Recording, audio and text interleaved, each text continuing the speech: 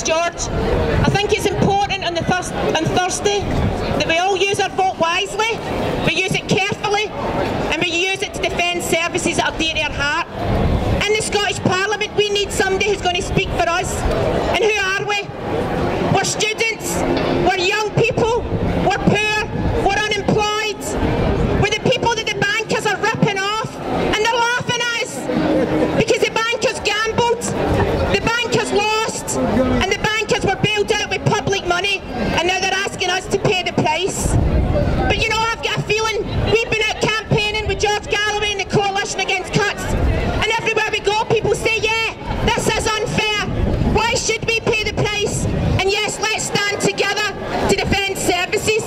When you hear that disabled people in this city are getting the care taken away from them and they face going back into institutions, when you hear about that in a world where they will spend £7 million a day bombing Libya, you know it's not right, you know it's wrong, and you know that on the 6th of May, if George gets in, you know you can wake up, you can sit up, and you can say somebody in there is going to stand up for us and tell it how it is.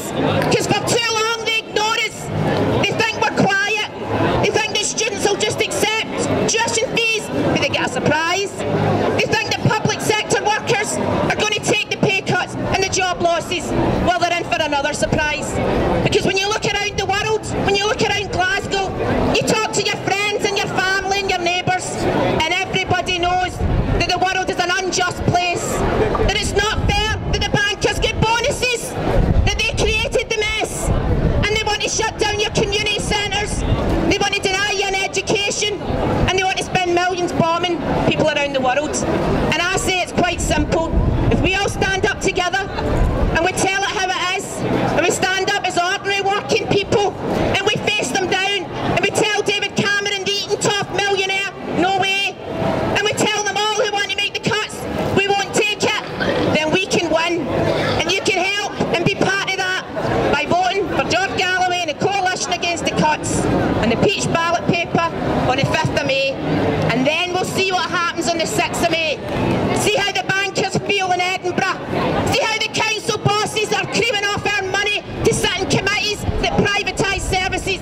See how they feel on Friday the 6th of May when George Galloway gets elected to the Scottish Parliament. That should put a spring in our step and make them scurry and hide in their offices and their corridors.